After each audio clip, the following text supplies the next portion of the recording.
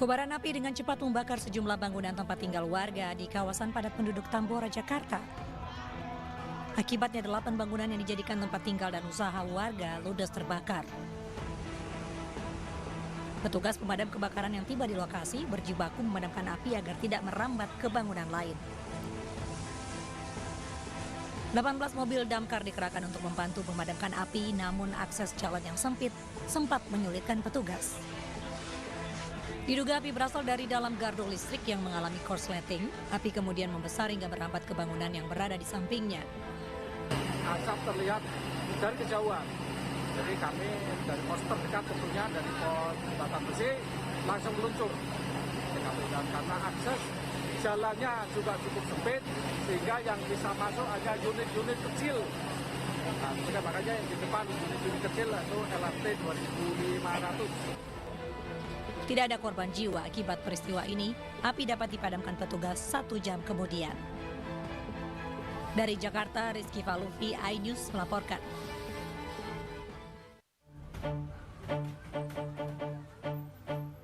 Dari rekaman kamera CCTV, 3 orang pria mengenakan helm dan jaket masuk ke dalam sebuah minimarket di Jalan Raya Ciracas, Jakarta Timur.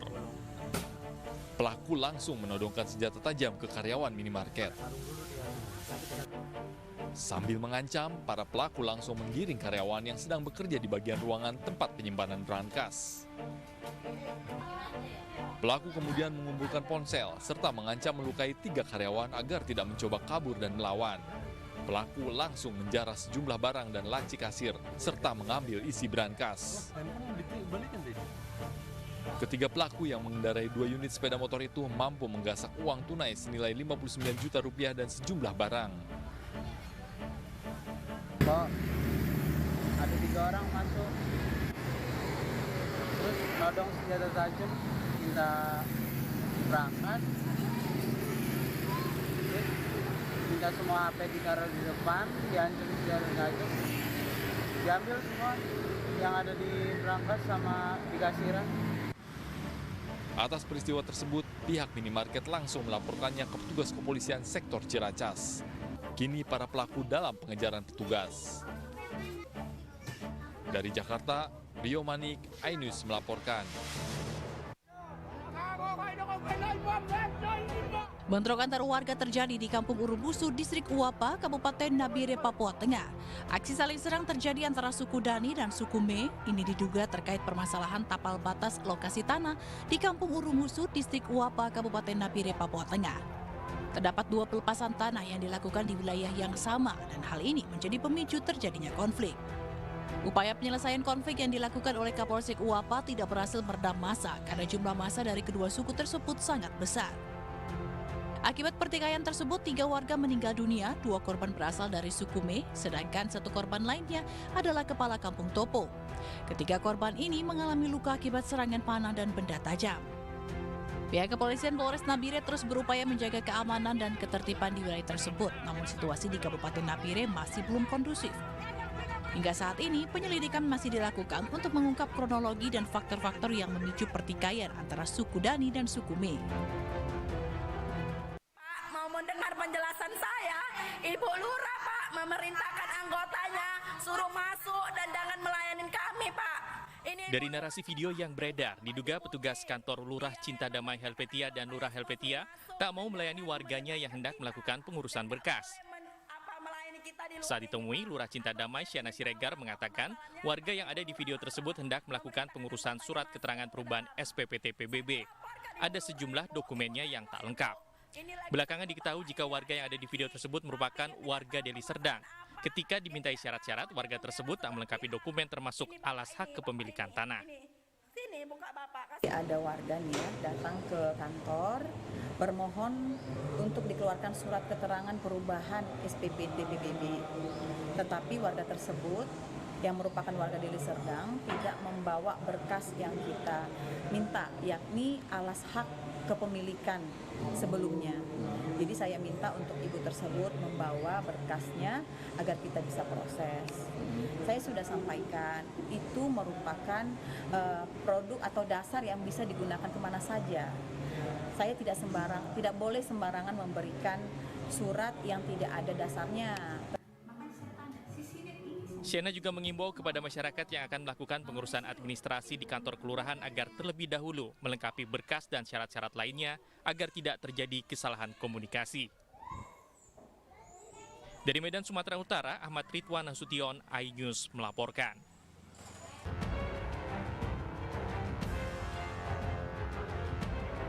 Kamera pengawas merekam detik-detik sebuah pick-up tabrakan dengan pemotor di Jalan Baru Muara Enim, Sumatera Selatan.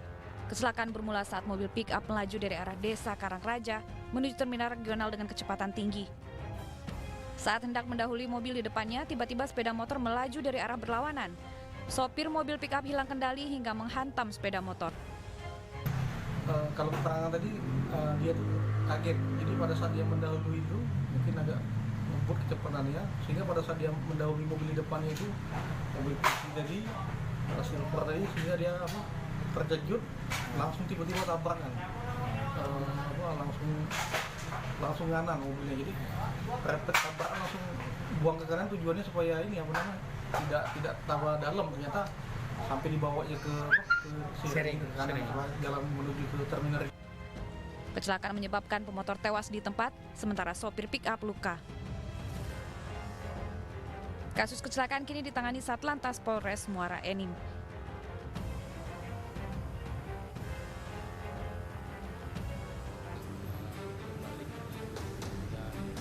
Inilah kondisi sebuah mobil SUV yang terguling usai menabrak pohon yang berada di pembatas jalan arteri dan ruas tol Jor di Jalan TB Simatupang, Jagakarsa, Jakarta Selatan, Selasa siang. Selain terguling, kerasnya benturan menyebabkan kaca depan kendaraan tersebut mengalami pecah. Peristiwa ini berawal saat mobil melaju dari arah Pasar Rebo menuju Cilandak. Pada saat di Jalan TB Simatupang, mobil ini hilang kendali setelah menghindari pemotor yang berada di sebelah kiri. Tidak ada korban jiwa dalam peristiwa kecelakaan ini, sementara supir mengalami syok atas kejadian yang dialaminya. Ini kan tadi itu jalan nih Bang, terus ngindarin motor, karena dia kanan, setir saya oplak. Oh, oplak? Iya, setir oplak, akhirnya kena pohon. Akibat posisi mobil yang berada di kanan jalan, arus lalu lintas Jalan TB Simatupang menuju Pasar Minggu sempat mengalami kemacetan.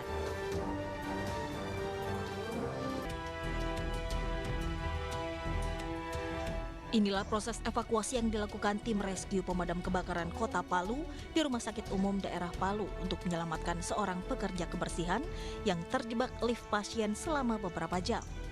Petugas sempat kesulitan mengevakuasi korban karena lift berhenti tidak tepat di depan pintu yang sudah dibuka paksa.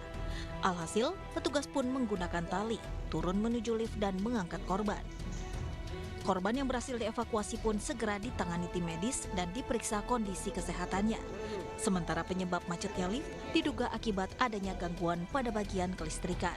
Kejadian-kejadian seperti ini sebenarnya tidak perlu terjadi. Kami sebenarnya ada kerjasama pemeliharaan rutin untuk lift, sehingga kalau ada kejadian seperti ini, ya beberapa hotel-hotel modern juga di Jakarta biasa terjadi. Tetapi yang menjadi masalah di sini karena ini kan rumah sakit ya. Pihak manajemen Rumah Sakit Undata Palu pun berharap kejadian ini tidak terulang lagi. Dan dalam waktu dekat pihaknya akan berkoordinasi dengan tim audit kelistrikan dan pihak-pihak lainnya. Dari Palu, Sulawesi Tengah, Jimmy Hendrik, iNews melaporkan.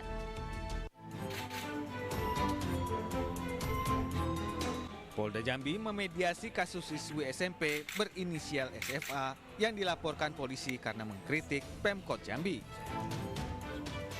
Proses mediasi dihadiri pihak Pemkot Jambi dan terlapor SFA serta orang tuanya, pengacara, serta UPTD Perlindungan Perempuan dan Anak Jambi. Dari hasil mediasi yang dilakukan secara tertutup ini, kedua belah pihak sepakat untuk berdamai dan kasusnya dihentikan. Karena anak kita ini sudah menyadari akibat karena kondisi masih di bawah umur, pengendalian emosinya belum terkendali dengan baik, sudah memberikan klarifikasi permohonan maaf, sehingga dari permohonan maaf itu laporannya. Memang di luar dari itu ya, atensi dari Pak Menko Polhukam, kami sudah berpikir ya dari awal bahwa tujuan kami yaitu menyelamatkan anak ini. Kedua belah pihak sepakat berdamai setelah adanya permintaan maaf dari SFA yang diterima oleh pemerintah Kota Jambi. Pemkot Jambi pun telah mencabut laporannya terkait dugaan. News Prime malam hari. 5 anggota Polri terbukti melanggar kode etik. Tewasnya Brigadir Yosua, MD dipanggil DPR. Menggali informasi sejarah mendalam. 12 saksi dihadirkan dalam sidang. Korban nolak permohonan perlindungan. Korupsi 78 triliun rupiah. Membahas isu terhangat dengan narasumber yang kompeten. Persiapan untuk pembunuhan terencana. Telah terjadi tembak-menembak. Polisi dianggap masih menutup-nutupi. iNews Prime, Senin sampai Jumat pukul 9 malam. Live di iNews. Eksklusif untuk Anda. Investigasi eksklusif.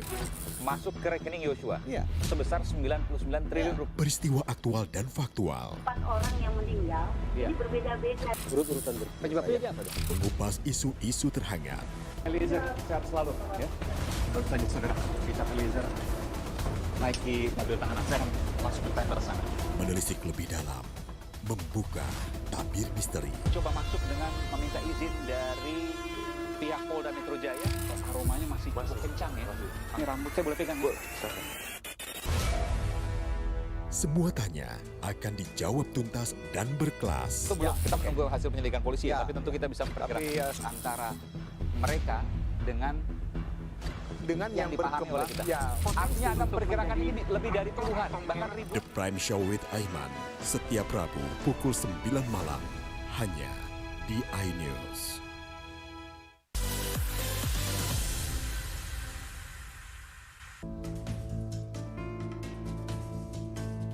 PDI Perjuangan menggelar Rapat Kerja Nasional 2023. Di Sekolah PDIP Lenteng Agung, Jakarta Selatan, Presiden Joko Widodo menghadiri langsung Rakernas 3 PDIP ini. Rakernas ketiga menjadi momentum untuk memperingati hari lahir Bung Karno pada 6 Juni 1901 silam. Rakernas 3 PDIP dibuka langsung oleh Ketua Umum Megawati Soekarno Putri. Sementara itu dalam sambutan di Rakernas, Presiden Joko Widodo berikan wejangan kepada bakal calon Presiden PDIP Ganjar Pranowo. Jokowi menekankan yang terpenting menjadi pemimpin adalah harus memiliki nyali. Pemimpin ke depan seperti Pak Ganjar Pranowo, yang paling penting itu memang nyali itu nomor 1. Berani itu nomor 1. Selain Jokowi, hadir juga sejumlah pejabat tinggi partai, diantaranya Sekjen PDIP Hasto Kristianto, Kepala Pusat Analisis dan Pengendali Situasi PDIP Prananda Prabowo, serta Ketua DPP PDIP Puan Maharani. Dalam rakornas tersebut, momen Jokowi memegang tangan Megawati menjadi sorotan banyak pihak. Keduanya tersenyum sambil turun menuju kursi masing-masing. Potret keakraban Presiden Jokowi dan Megawati ini seolah menjawab tudingan hubungan keduanya yang tidak harmonis.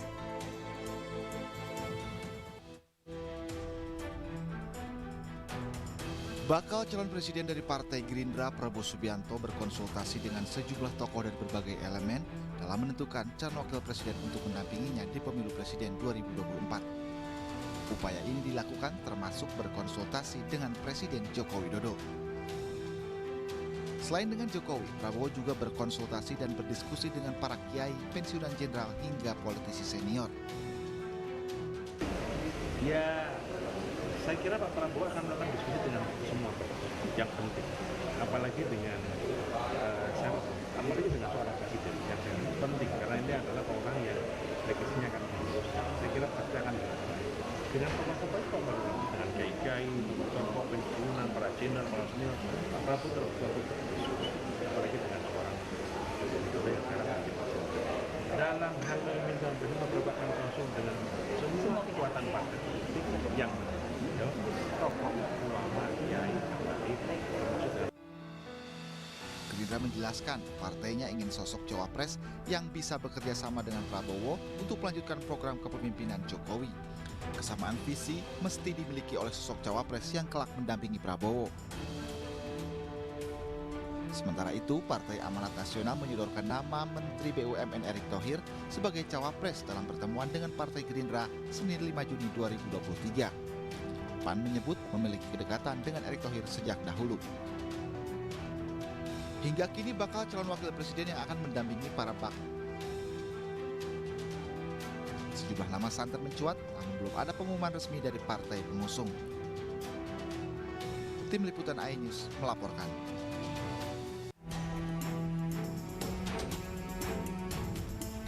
Jelang pemilihan presiden 2024, sejumlah partai mulai memunculkan nama calon representatif partai untuk maju menjadi bakal calon presiden dan juga bakal wakil presiden. Ganjar Pranowo keluar sebagai nama bakal calon presiden dari Partai Demokrasi Indonesia Perjuangan yang hingga kini belum memiliki pendamping sebagai bakal calon wakil presiden. Meski demikian, PDIP sebagai partai tempat Ganjar bernaung telah mengantongi 10 nama bakal calon wakil presiden. Cawapresan nama kan banyak, ada 10. Kalau boleh saya sebut, yang ada di media Pak Mahfud, sudah masuk namanya, Pak Erick Thohir, Pak Ridwan Kamil, Pak Sandiaga Uno, kemudian ada Pak AHY, ya kan? Pak AHY, Pak Erlangga, ya kan? Nama-nama itu ya termasuk dalam peta yang ada di PDI Perjuangan. Ganjar Pranowo sendiri resmi diusung sebagai calon presiden PDI Perjuangan pada April lalu. Masa jabatan Ganjar sebagai kepala daerah akan berakhir pada tanggal 5 September 2023 mendatang. PDIP menilai Ganjar Pranowo dianggap ideal untuk maju dalam Pilpres 2024 karena pengalaman politik dan elektabilitasnya dalam sejumlah survei yang dinilai baik. Tim Liputan iNews melaporkan. Ribuan buruh tergabung dalam relawan Ganjaran Buruh Berjuang di Kabupaten Tegal, Jawa Tengah. Mereka berkumpul di alun-alun Hanggawati Slawi untuk menyatakan dukungan kepada Ganjar Pranowo sebagai Presiden 2024 mendatang. Puluhan gerai UMKM kuliner juga disediakan secara cuma-cuma kepada para relawan sebagai bukti nyata Ganjar peduli kepada UMKM. Ya, hari ini alhamdulillah kami Ganjaran Buruh Berjuang melakukan kolaborasi dengan serikat pekerja yang ada di Kabupaten Tegal, Provinsi Slawi, yaitu FSB Gartek, SPN dan SPM. Kita ingin menunjukkan bahwa inilah inti dari falsafah bangsa kita, yaitu gotong royong, kebersamaan warga, dan kita ingin hari ini dengan cara bergembira kita mengabarkan kepada masyarakat luas untuk mendukung Pak Ganjar Pranowo sebagai Presiden Republik Indonesia 2024. Sementara itu, Lembaga Arus Survei Indonesia merilis hasil survei bertema preferensi suara Nahdlatul Ulama dan peta elektoral Pilpres 2024 di Provinsi Jawa Timur di kawasan Menteng, Jakarta. Survei dilakukan menggunakan metode multi-stage random sampling pada rentang waktu 15 hingga 22 Mei 2023 dengan melibatkan 800 warga di Jawa Timur. Dari 10 nama yang disodorkan kepada survei tersebut, Prabowo Subianto masih menduduki peringkat pertama dengan elektabilitas 36,7%, yang disusul Ganjar Pranowo 35,4%, dan kemudian Anies Baswedan 8,3%, serta Muhammad Iskandar 3,2%. Sementara untuk tingkat kesukaan warga Jawa Timur kepada tokoh NU jika dijadikan cawapres adalah Muhammad Iskandar mendampingi Prabowo di posisi teratas, disusul Khofifah Indar Parawansa jika mendampingi Ganjar Pranowo, dan Mahfud MD di posisi ketiga jika disandingkan dengan Anies Baswedan. Kenapa Jawa Timur saya sebut sebagai kunci dalam peta elektoral 2024? Ada 3 variabel argumentasi yang menjelaskannya. Yang pertama adalah Jawa Timur, kalau kita bicara demografi dan kuantitatif, adalah merupakan provinsi dengan lumbung suara terbanyak nomor 2 setelah Jawa Barat. Dari 9 tokoh ini yang selalu masuk top 4 ya, ada 4 nama sebenarnya tokoh NU asli Jawa Timur yang menurut saya potensial dirilik sebagai cawapres di Pilpres 2024 mendatang, yaitu satu adalah Caimin, yang kedua adalah Khofifah, yang ketiga adalah Mahfud MD, yang keempat adalah Ali Maskur Musa. Asy menilai jika calon presiden ingin memenangkan pertarungan Pilpres 2024, maka harus mengambil cawapres asli Jawa Timur dan tentunya figur Nahdlatul Ulama. Tim Liputan iNews melaporkan.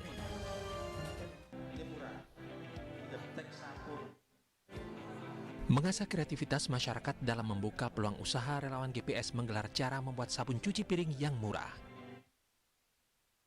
Kegiatan ini berlangsung di Desa Tijayan, Kecamatan Manis Renggo, Klaten, Jawa Tengah. Pelatihan kewirausahaan ini diharapkan menjadi inspirasi untuk menambah penghasilan di tengah harga kebutuhan pokok yang sedang naik.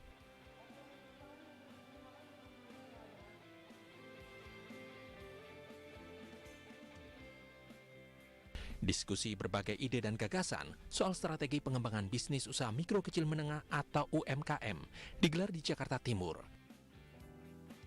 Para peserta yang hadir diberikan pelatihan dan pendampingan bagaimana cara mengelola usaha di media sosial.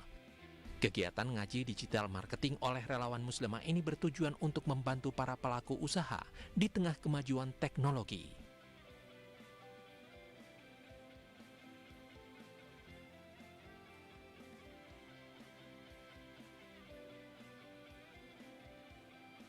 Majelis Taklim Nasrotul Ibad bersama relawan TGS menggelar pelatihan membaca kitab Arab Melayu di Kecamatan Medan Amplas, Kota Medan, Sumatera Utara. Agenda edukatif ini sebagai upaya untuk melestarikan aksara Arab Melayu agar tak tergerus oleh zaman. Selain pelatihan ini juga diadakan doa bersama serta pemberian bantuan untuk menunjang kegiatan-kegiatan Majelis Taklim dan masyarakat sekitar.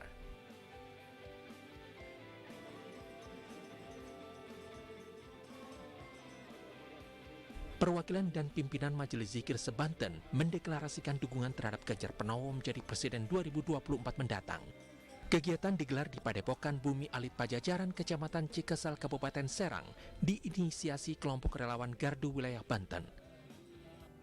Forum Komunikasi Majelis Zikir berharap baca pres dari PDI Perjuangan itu dapat meneruskan program-program unggulan pemerintah saat ini.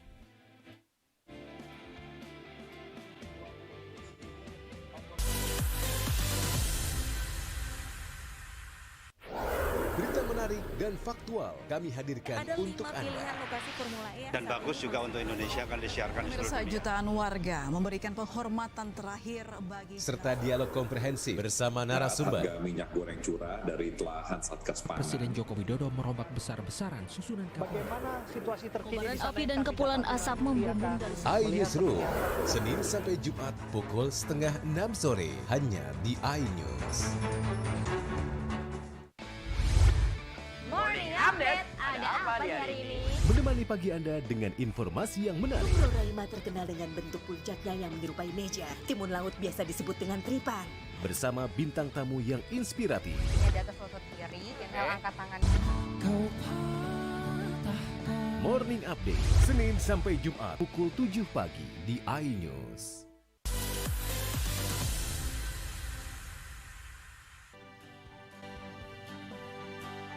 Demi mendulang suara pada pemilu 2024 mendatang, Partai Persatuan Indonesia Perindo memberikan pembekalan dan pendidikan politik bagi Bacalek.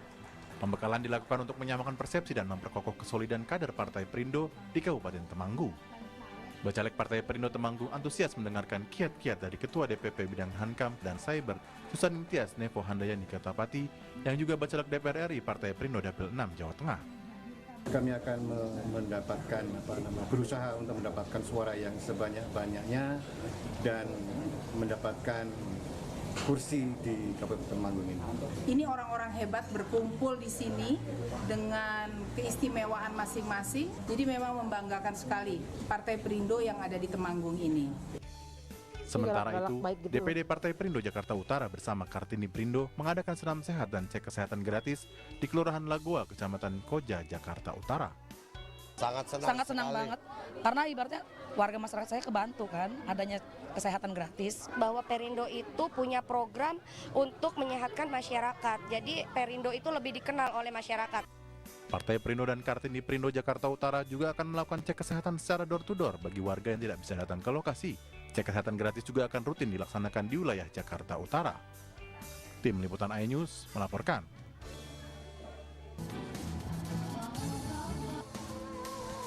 ...36 delegasi negara berkumpul di Indonesia bertepatan di Kota Makassar untuk meresmikan Monumen Multilateral Naval Exercise Komodo. Diresmikan Kepala Staf Angkatan Laut Laksamana TNI Muhammad Ali bersama Wali Kota Makassar, Dani Pomanto. Monumen ini menjadi titik persatuan ke-36 negara.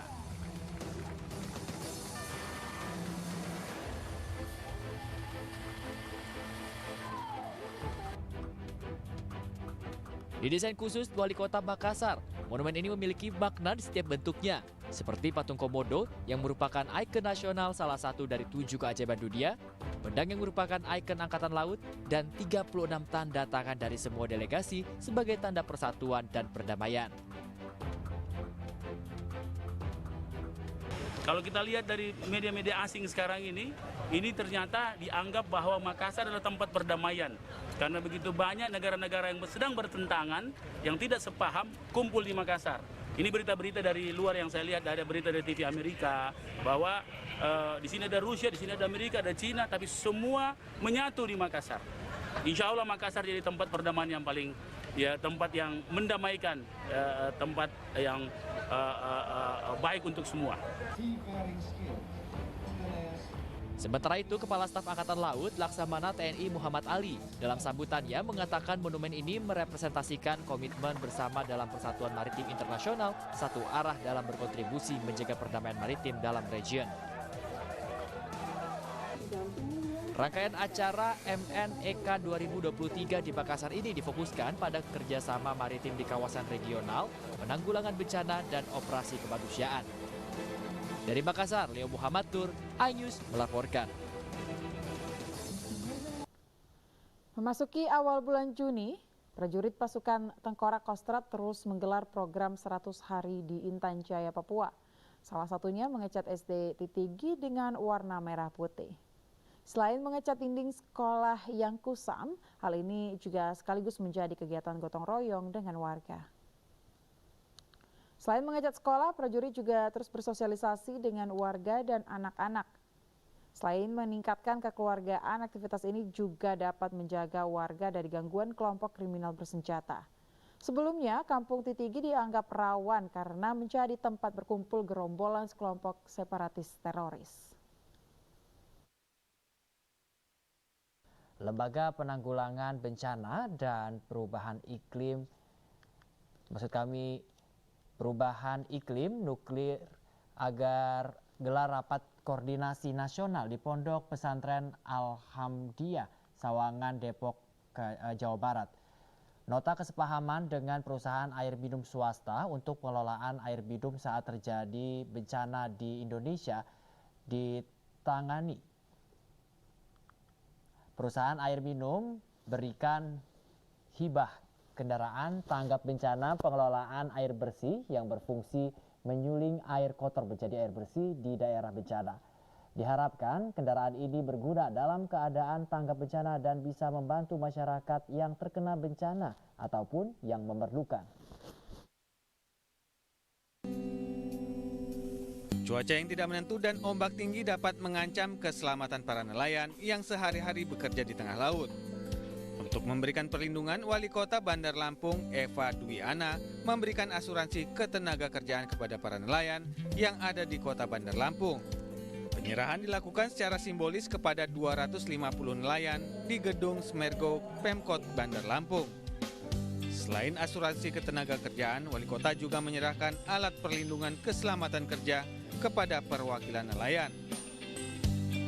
Berdasarkan data Dinas Kelautan dan Perikanan Kota Bandar Lampung, sebanyak 1.192 nelayan telah menerima BPJS Ketenagakerjaan.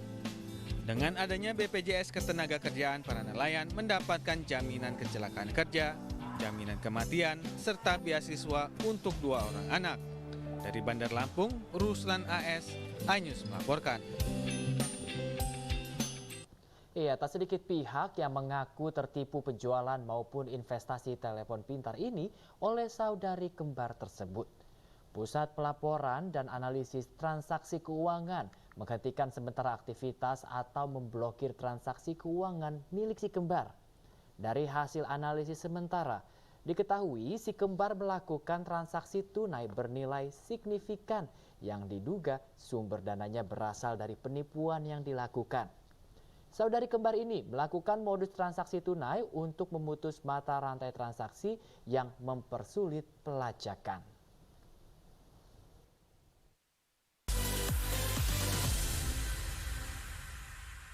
Isi akhir pekanmu dengan nasihat kehidupan bersama ustadz-ustadz ternama. Wajadilhum billati hiya ahsan. Insya Allah Cahaya Hati Indonesia, Sabtu dan Minggu pukul 12 siang hanya di iNews.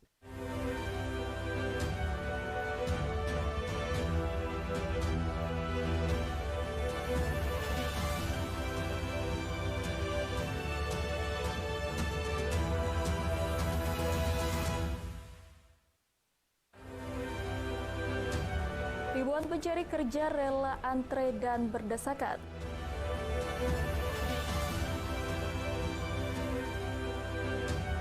Jalan lintas provinsi amblas 4 meter.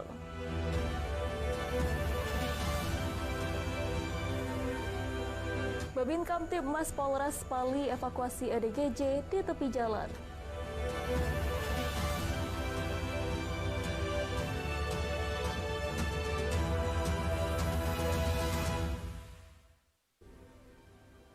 Selamat pagi, apa kabar pemirsa? Senang sekali saya dapat menjumpai Anda melalui iNews Sumsel edisi hari ini, Jumat 9 Juni 2023. Selain 3 informasi tadi, berbagai informasi menarik lainnya akan kami hadirkan untuk Anda. Bersama saya Hoirudisa, berikut iNews Sumsel selengkapnya.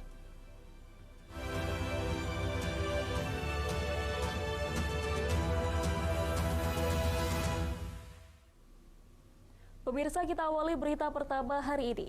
Ribuan pencari kerja rela antre panjang dan berdesak-desakan saat job fair di PTC Mall Palembang. Kondisi ini menunjukkan tingginya jumlah pengangguran di Kota Palembang dan Sumatera Selatan.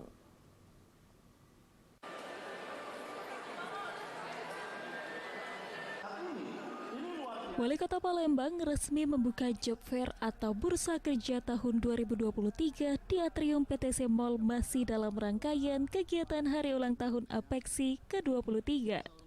Meski belum diresmikan, para pencari kerja telah membludak memenuhi area job fair. Mereka rela antri panjang dan berdesak-desakan demi mendapatkan pekerjaan.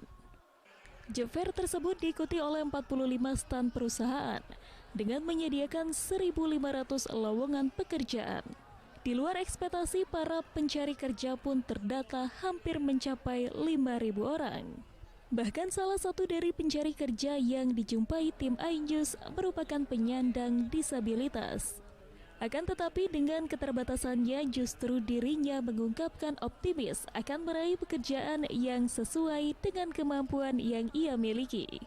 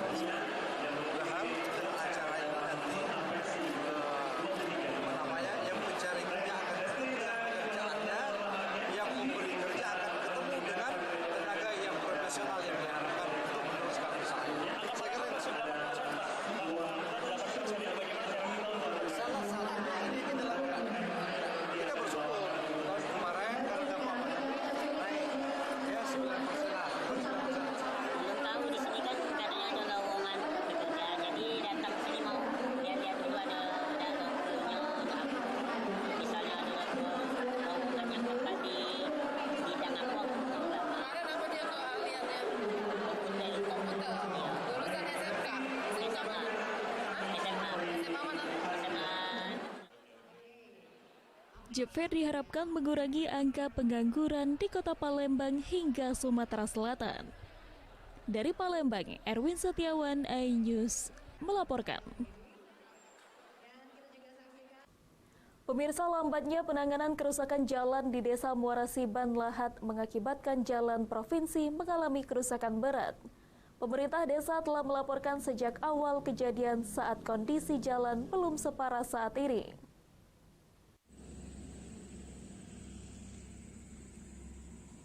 Jalan antar provinsi di Desa Muara Siban, Kecamatan Pulau Pinang, Kabupaten Lahat mengalami amblas dengan kondisi yang sangat memprihatinkan. Jalan amblas mulai terlihat sejak tahun 2022 lalu. Saat itu jalan amblas baru sekitar 1 meter. Namun akibat hujan lebat awal tahun 2023, jalan amblas semakin melebar hingga 4 meter dengan kedalaman 3 meter.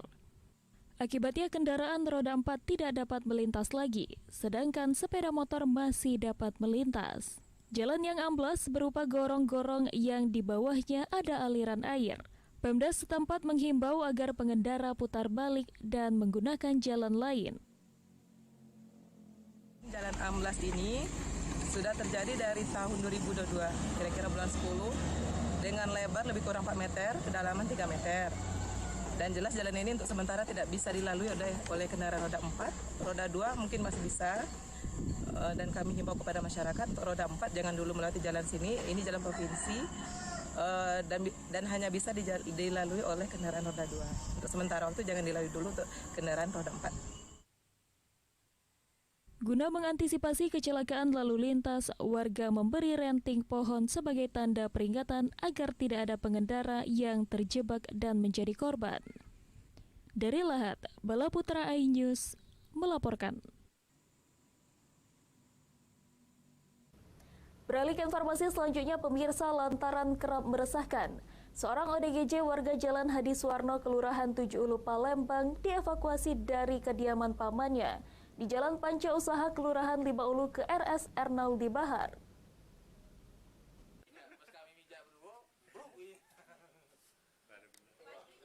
Sering mengamuk hingga mencederai warga, seorang ODGJ di Jalan Hadi Suwarno, Kelurahan 7 Ulu, Palembang dijemput paksa di kediaman pamannya di Jalan Pasca Usaha Kelurahan 5 Ulu.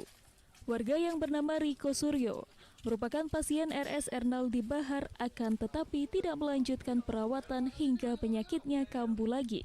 Penyakit kejiwaan dideritanya sejak 2 tahun terakhir akibat narkotika. Dalam evakuasi tidak ada perlawanan. Pasien pun mau dibawa ke RS Ernaldi Bahar oleh Dinas Sosial Kota Palembang untuk kembali mendapatkan perawatan hingga ia benar-benar sembuh. Ibu Puskes, jadi kita saling kolaborasi di sini. Mereka membuat permohonan dan kita tindak lanjuti. Karena berhubung di sini ada keluarga, jadi kita kirim ke Rumah Sakit Ernaldi Bahar terlebih dahulu. Karena posisinya kan memang harus untuk perawatan selanjutnya yang lebih intensif. Nah, jadi kalau memang seandainya dia tidak memiliki keluarga, jadi itu kita bawa ke PJOT punya provinsi. Sehariannya dia tidak ada pekerjaan. Tapi sebelumnya dia memang pasien ERBA. Memang pernah dirawat di situ, bolak-balik, dan ini juga mungkin obatnya tidak dilanjutkan, maka dari itu dia kembali berulang penyakitnya. Kambuh, gangguan jiwanya. Jadi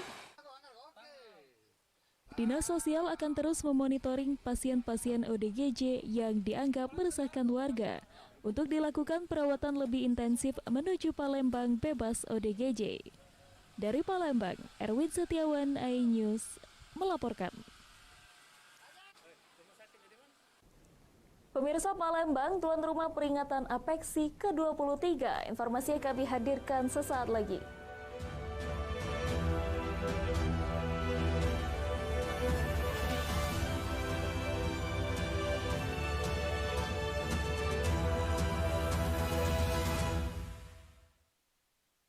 iNews Prime malam hari. 5 anggota Polri dibukti melanggar kode etik. Tuasnya Brigadir Yosua, MD dipanggil DPR. Menggali informasi secara mendalam. 19 saksi dihadirkan dalam sidang. Korban nolak permohonan perlindungan. Korupsi 78 triliun rupiah. Membahas isu terhangat dengan narasumber yang kompeten. Persiapkan untuk pembunuhan terencana. Telah terjadi tembak-menembak. Polisi dianggap masih menutup-nutupi. iNews Prime, Senin sampai Jumat pukul 9 malam. Live di iNews. Berita menarik dan faktual kami hadirkan untuk Anda. Lokasi Formula E dan bagus juga untuk Indonesia akan disiarkan di seluruh dunia. Jutaan warga memberikan penghormatan terakhir bagi serta dialog komprehensif bersama narasumber. Harga minyak goreng curah dari telahan Satgas Pangan. Presiden Joko Widodo merombak besar-besaran susunan bagaimana situasi terkini. Kobaran api dan kepulan asap membumbung dari iNewsroom, Senin sampai Jumat pukul 5:30 sore hanya di iNews. Eksklusif untuk Anda.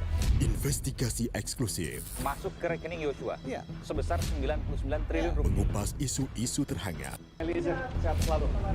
Naiki mobil tahanan, saya akan masuk ke tender sana. Muatannya akan dijawab tuntas dan berkelas. Dengan meminta izin dari pihak Polda Metro Jaya.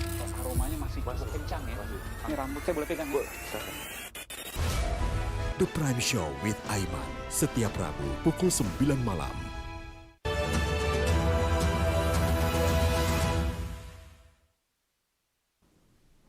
Anda masih bersama kami di iNews Sumsel. Pemirsa, peringatan Hari Ulang Tahun APEKSI ke-23 momentum saling berbagi strategi dalam pengembangan kota maupun kabupaten di seluruh Indonesia. Rangkaian-rangkaian kegiatan pun dilaksanakan dan Kota Palembang dipercaya menjadi tuan rumah.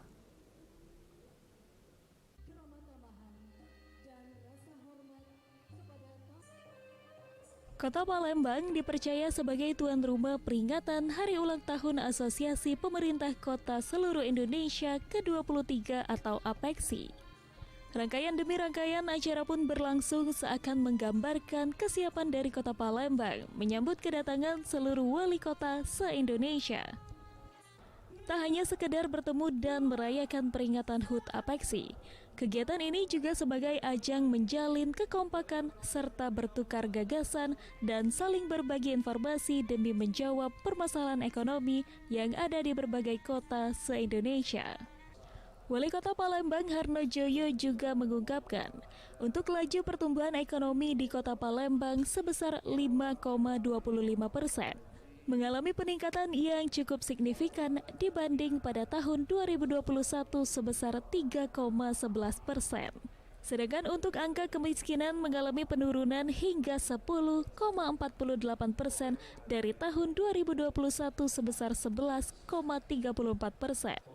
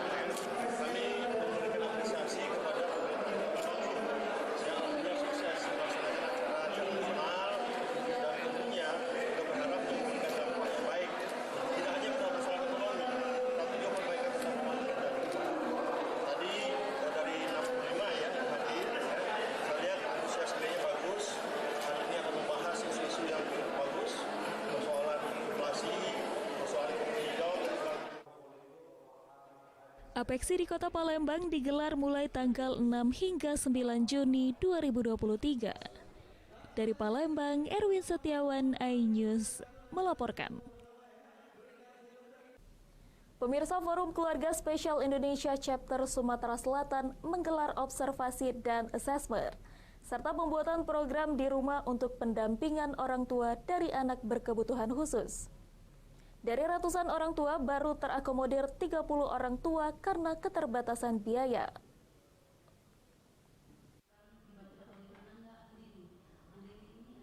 Anak berkebutuhan khusus juga merupakan generasi penerus bangsa yang mendapat perhatian semua pihak. Andini ini misalnya, seorang ABK yang ternyata seorang hafiz Al-Quran. Beberapa ABK yang lain yang punya kelebihan dan prestasi dan bisa membanggakan orang tua. Namun di balik itu semua, ada orang tua yang berjuang dan butuh dukungan agar anak istimewa mereka juga dapat kesetaraan. Untuk itu, Forum Keluarga Spesial Indonesia atau Forkesi Sumsel menggelar observasi dan asesmen serta pembuatan program di rumah untuk pendampingan orang tua dari anak berkebutuhan khusus. Program ini untuk memberikan edukasi kepada orang tua bahwa terapi juga bisa dilakukan di rumah, tanpa harus ke klinik yang membutuhkan biaya besar. Contoh mudahnya adalah melatih mendorong galon sebagai olahraganya ABK, latihan mengangkat tangan, berjalan, dan diajak berkomunikasi sesuai kemampuan ABK. Orang tua ABK harus terus belajar dan punya ilmu untuk pendampingan ABK. Sumsel ini anggota Forkesi itu sebenarnya itu kan seluruh Sumsel ya mestinya ya, tapi memang baru 176 anggota dan untuk di kabupaten baru beberapa yang terjangkau. Dan untuk kegiatan ini baru bisa di-cover 30 karena memang per session untuk asesmen itu 30 sampai 40 menit per anak. Kayak privat jadinya gitu. Garis besarnya adalah program tersebut tidak yang wow gitu ya. jangan sampai orang tua berpikir, oh ini susah nih, saya harus beli ini nih. Tidak, semua fasilitas yang ada di rumah. Jadi dia nggak harus beli apa-apa. Kalau mau olahraga, kita akan minta dia untuk dorong galon misalnya. Kalau dia harus terapi bicara, dia mungkin harus latihan oralnya seperti apa. Jadi sangat disesuaikan dengan fasilitas yang tersedia. Dinas Pemberdayaan Perempuan dan Perlindungan Anak Provinsi Sumatera Selatan mendukung penuh upaya Farkesi ini. Sebagai langkah konkret, Pemprov Sumsel akan melakukan penganggaran agar menjangkau lebih banyak lagi. Sangat mendukung dengan adanya kerjasama dengan Farkesi, jadi kami bisa lebih mengetahui secara lebih dalam kan kegiatan tentang anak-anak berkebutuhan khusus. Jadi diharapkan nanti untuk kedepannya kerjasamanya lebih ditingkatkan dan berkesinambungan. Nanti Bu, bentuk dukungan kita apa Bu? Kenapa? Bentuk dukungan kita. Untuk dukungan kita kalau misalnya ada kegiatan kita bisa support anggaran misalnya untuk narasumber. Farkesi Sumsel juga mengajak orang tua ABK untuk tidak menutupi kondisi anaknya dan bergabung dengan pejuang keluarga lain. Dari Palembang, Bambang Irawan, iNews melaporkan. Kita beralih ke informasi selanjutnya, pemirsa. Sidang perselisihan hubungan industrial gugatan 2 karyawan dipecat PTHM Sampurna Tbk kembali digelar. Majelis Hakim Pengadilan Negeri PHI Palembang mengabulkan gugatan 2 karyawan agar tergugat PTHM Sampurna Tbk memperkerjakan kembali para penggugat.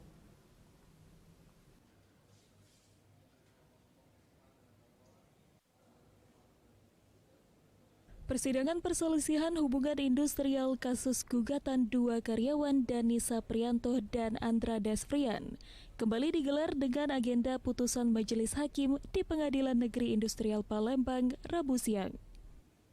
Setelah memeriksa gugatan perkara dan mendengarkan saksi dari fakta persidangan, Majelis Hakim memutuskan atau memerintahkan agar pihak tergugat mencabut atau membatalkan surat pemberhentian pemecatan sebagai karyawan.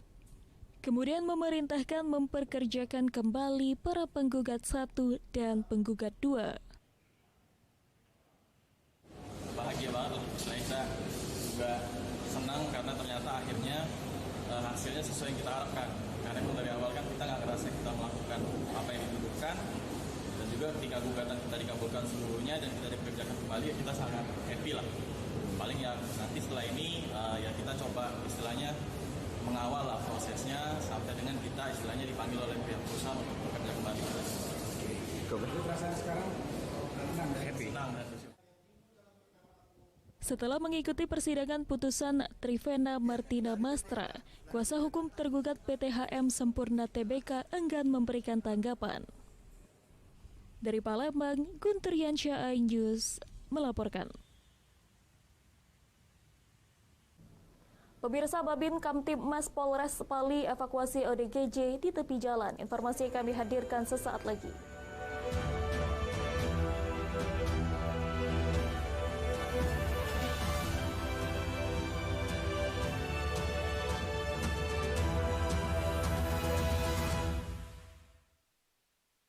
Isi akhir pekanmu dengan nasihat kehidupan bersama Ustadz-Ustadz ternama.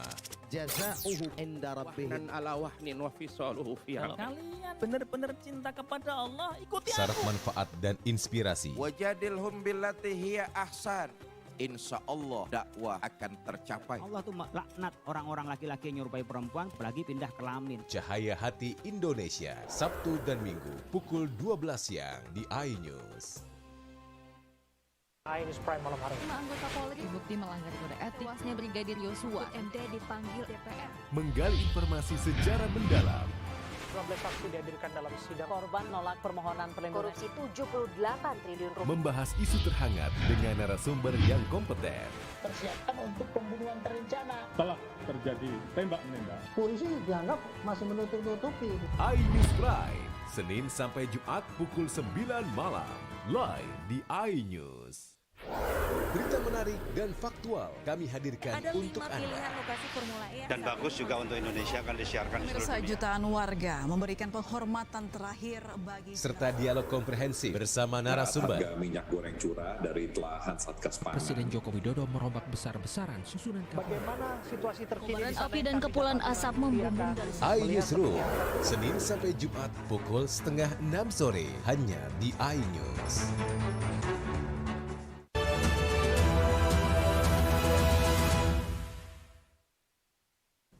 Terima kasih Anda masih bersama kami di iNews Sumsel.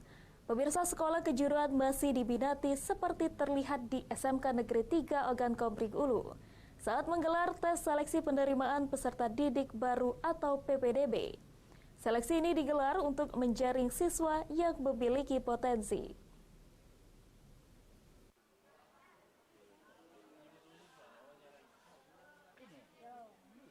Lulusan SMK dinilai berpeluang sebagai lulusan siap kerja di tengah sulitnya mencari pekerjaan.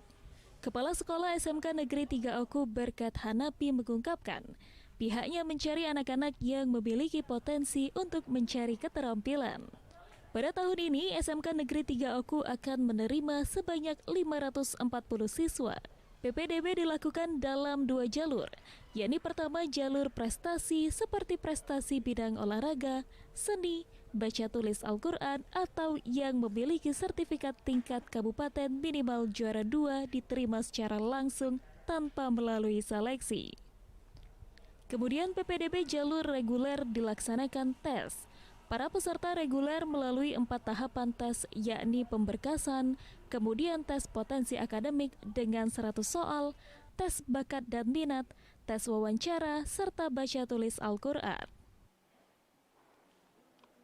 Peminat untuk SMK 3 dari tahun ke tahun tetap meningkat karena kemungkinan sudah pencemaran alumni sudah di mana-mana dari dulu, dari tahun 90 hingga sekarang tidak pernah surut kalau untuk peminat, dan setiap tahun kita berusaha untuk meningkatkan anak-anak itu berprestasi. SMK Negeri 3 Oku memiliki 8 jurusan, yakni teknik mesin, teknik las, teknik otomotif, survei pemetaan, bangunan, konstruksi arsitek, teknik instalasi listrik, dan TKJ. TPM. Jadi harapan ke depan anaknya bisa ada keahlian, Bu. Iya, benar. Biar tidak susah mencari kerja, Bu. Iya. Gimana, Bu, pendapat penerimaan tahun ini, Bu? Pelayanannya atau gimana? Baik, pelayanannya. Baik ya, Bu ya. Belum ada kendala, Bu. Belum ada kendala sekali. Dari Ogan Komering Ulu, Widori Agustino, iNews melaporkan. Seorang anggota polisi Babin Kamtibmas Polres Pali menyelamatkan orang dalam gangguan jiwa yang tergeletak di pinggir jalan dengan kondisi yang tragis. Aksi sang Babin menuai berbagai pujian dari kalangan masyarakat.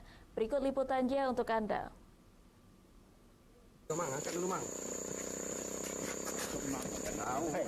Babin sang penyelamat. Ungkapan ini pantas disematkan kepada anggota Babin Kamtibmas Polres Pali Aibda Afandi Bai atas tindakannya menyelamatkan seorang ODGJ yang terkapar di pinggir jalan dengan kondisi sangat memprihatinkan. Dibantu warga, sang Babin memindahkan ODGJ yang terbaring lemah di tengah sengatan panas matahari ke tempat yang teduh. Tak sampai di situ saja, bahkan sang Babin menyuapi ODGJ dengan sepotong roti penuh dengan perhatian.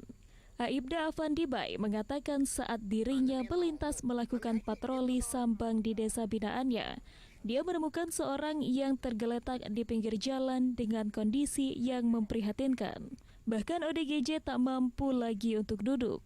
Kemudian ia meminta bantuan pada warga sekitar untuk mengevakuasi dan kemudian menghubungi Dinas Sosial Kabupaten Pali. Saat saya sedang melaksanakan kegiatan patroli sambang di desa binaan saya, di Desa Sukamaju, Kecamatan Talangubi, Kabupaten Pali, saya menemukan seorang laki-laki yang dalam keadaan memprihatinkan.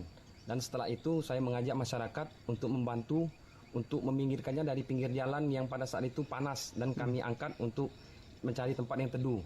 Dan selanjutnya saya menghubungi dinas terkait, yaitu Dinas Sosial, untuk melakukan pertolongan pertama.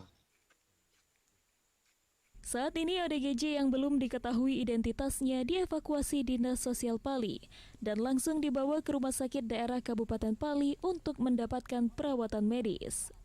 Dari Pali, Bisrun Silvana, iNews melaporkan. Pemirsa, informasi tadi mengakhiri iNews Sumsel hari ini. Terima kasih atas kebersamaan Anda. Saya Hoirun